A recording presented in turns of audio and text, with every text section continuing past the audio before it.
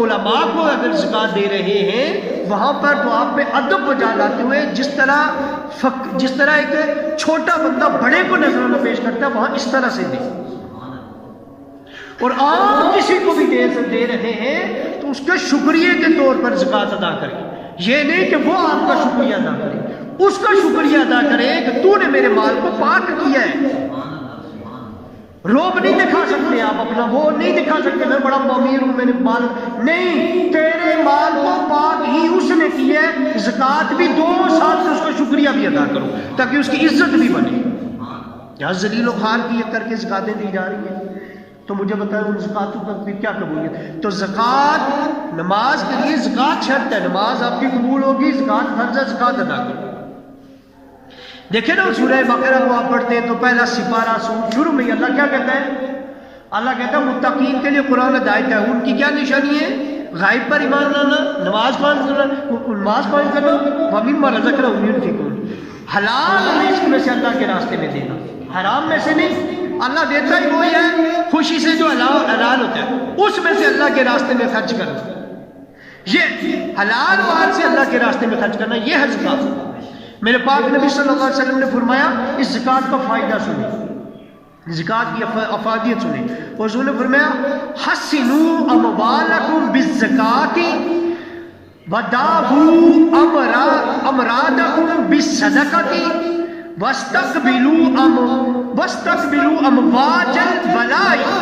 بالدعاء والتضرع، کہ آپ اب ترجمہ سماعت فرمایا، حضور نے فرمایا کہ اپنے مال کی حفاظت کرو زکوٰۃ ادا کر کے۔ یہ جو آپ مال دیتے ہو نا، یہ آپ جو زکوٰۃ دیتے ہو، آپ کا جو مال ہے وہ محفوظ ہو جاتا ہے، مال آپ کا محفوظ ہو جاتا ہے۔ پھر اس کے بعد حضور نے فرمایا اپنے بیماریوں کا علاج کرو صدقے کے ذریعے، صدقہ نکالو بالصدقۃ وَدَاؤُوا أَمْرَادَكُمْ، اپنے مرضوں کا، اپنی بیماریوں کا علاج کرو، ان کی دعا کرو، کس کے ذریعے؟ بالصدقۃ، صدقے کے ذریعے۔ اور پھر پاک نبی نے فرمایا اور جو تم پہ مصائب کی لہریں آ جائیں، موج آ جائے، تمہیں لہریں آ جائیں مصائب کی، پریشانیاں آ جائیں، حضور نے فرمایا ان پریشانیوں، ان مصائب، ان مصیبتوں کو دور کرو دعاؤں کے ذریعے اور آؤ فریاد کے ذریعے، اللہ کی بارگاہ میں گڑ گڑا کر دعائیں کر کے اپنے اوپر آنے والی مصائب اور پریشانیوں کو دور کرو۔ تو جو زکوٰۃ ہے وہ ہمارا موضوع ہے۔ یہ ابو داؤد شریف کی حدیث آپ کو سنا رہا تھا کہ زکوٰۃ کے ذریعے مالوں کی حفاظت کرو، صدقے کے ذریعے بیماریوں سے محفوظ اپنی دعا کرو، اور دعا اور گڑ گڑاہٹ کے ذریعے اللہ کی بارگاہ میں اپنے مصائب اور پریشانیوں کی جو لہریں تم پر آتی ہیں ان کو دور کرو۔ تو زکوٰۃ کیا کرتی ہے؟ ہمارے مال کی حفاظت کرتی ہے، اور یہ زکوٰۃ ہمارے اسلام کو بھی مکمل کرتی ہے۔ طبرانی کی حدیث حضور نے فرمایا من تمام اسلامکم ان تؤدوا زکاۃ اموالکم، حضور نے فرمایا کہ یہ اسلام کی تکمیل میں سے ہے کہ تم اپنے مالوں کی زکوٰۃ ادا کرو۔ اسلام مکمل تمہارا ہوگا، اپنے مالوں کی زکوٰۃ ادا کرو۔ تو اب یہ جو زکوٰۃ ہے یہ واجب تو اس پر ہوتی ہے، فرض تو اس پر ہوتی ہے جو صاحب نصاب ہو، 7.5 تولہ سونا ہو، 52.5 تولہ چاندی ہو، یا 52.5 تولہ چاندی کی مقدار اس کے پاس رقم ہو اور اس پر سال گزر جائے۔ تو جس سال، یہ جس مہینے میں بھی، اسلامی مہینے کے اعتبار سے جب بھی سال پورا ہوگا تب ہی زکوٰۃ اس پر واجب ہوتی ہے، تاخیر کرنے والا گنہگار ہوتا ہے۔ اب آپ یہ دیکھیں کہ یہ حضور کو بھی حکم ہوا تھا، قرآن مجید کی آیت ہے، یہ سورہ توبہ کی آیت ہے، وہ فرمایا خذ من اموالہم صدقۃ تطہرہم وتزکیہم بہا، خذ من اموالہم صدقۃ۔ حضور صلی اللہ علیہ وسلم نے فرمایا مجھے اللہ نے حکم دیا ہے کہ میں امیروں سے زکوٰۃ مال لوں اور غریبوں میں بانٹوں۔ یہاں اللہ کہتا ہے خذ من اموالہم صدقۃ تطہرہم وتزکیہم بہا۔ حضور فرماتے ہیں، اللہ فرماتے ہیں ان کے مال، اموال لو، ان کے مال لو۔ کیوں لو؟ وجہ کیا ہے؟ مال کیوں لیا جاتا ہے؟ یعنی زکات کیوں لی جاتی ہے؟ تاکہ تمہارا مال پاک ہو جائے، اس لیے لی جاتی ہے تاکہ تمہارا مال پاک ہو جائے اور تمہارا تزکیہ ہو جائے، صاف ستھرا ہو جائے۔ بھائی ادھر دیکھیں، بندہ کہہ سکتا ہے میں نے تو خون پسینے کی کمائی ہے، ایک بندہ خون پسینے کی کمائی کما رہا ہے تو وہ کمائی اس کے لیے حلال ہے، لیکن سال گزرنے کے بعد حلال ختم۔ یعنی ایک بندے نے اگر اتنا مال جمع کیا ہوا ہے تو اس پر سال گزر گیا، جو 52.5 تولے چاندی کی برابر رقم بنتی ہے، یا 7.5 تولہ سونا اس کے پاس ہے، یا 52.5 تولہ چاندی اس کے پاس ہے، اس پہ سال گزر گیا، اب وہ خون پسینے کی کمائی اس کے لیے جائز نہیں ہے۔ محنت کی، حلال کی، حرام پہ تو ہے ہی نہیں، حرام پہ تو زکات ہے ہی نہیں، حرام مال کی کون سی زکات؟ حرام مال کو حرام ہوئے سے کو حلال ہو ہی نہیں سکتا، تو زکات دے یا زکات نہ دے وہ تو حلال ہے ہی نہیں۔ یہ تو اس کی ہے جو محنت سے کمایا گیا حلال کا پیسہ ہے، زکات بھی اسی پر واجب ہے، اور وہ بھی سال پورا تم کھا سکتے ہو، تمہارے لیے حلال ہے، لیکن جو ہی سال مکمل ہوا اب ناپاک ہے، اب اس کو پاک کرنا ہے تو اس کی زکات نکالو، جو قرآن کی آیت بھی ہے، اور میرے پاک نبی نے فرمایا کہ اب ان کی زکات کے ذریعے ہم ان کے مال کو پاک کرتے ہیں، لہذا اپنے مالوں کو پاک کرنا ہے۔ 52.5 تولہ چاندی کی قیمت آج دیکھ لے کیا ہے، اتنے مال پر آپ کو سال گزر چکا ہے، اب اس کا 2.5% آپ زکات دیں۔ 2.5% نکالنا بہت آسان ہے، جتنی بھی رقم ہے نا، آج کل ہر ایک کے پاس موبائل ہے، موبائل میں ڈیوائڈ کریں، اتنی رقم لکھ کر ڈیوائڈ بائی آپ 40 کریں، 40 سے تقسیم، یہ 40% حصہ ہوتا ہے، یعنی 40% نہیں، 40واں حصہ ہوتا ہے، 2.5% حصہ ہوتا ہے، 2.5% 40واں حصہ بنتا ہے، تو 40 پہ ڈیوائڈ کریں، آپ کے پاس جتنی بھی رقم ہے نا، کسی سے پوچھنے کی ضرورت ہی نہیں ہے کہ کتنی رقم ہم زکات دیں، آپ اس کو 40 پہ ڈیوائڈ کریں، تقسیم کریں، جو رقم آئے گی وہی زکات بنتی ہے۔ یعنی اگر آپ 100 کو 40 پہ تقسیم کریں تو 2.5 روپے ہی آئے گا، 1000 پہ، لاکھ پہ 40 کو تقسیم کریں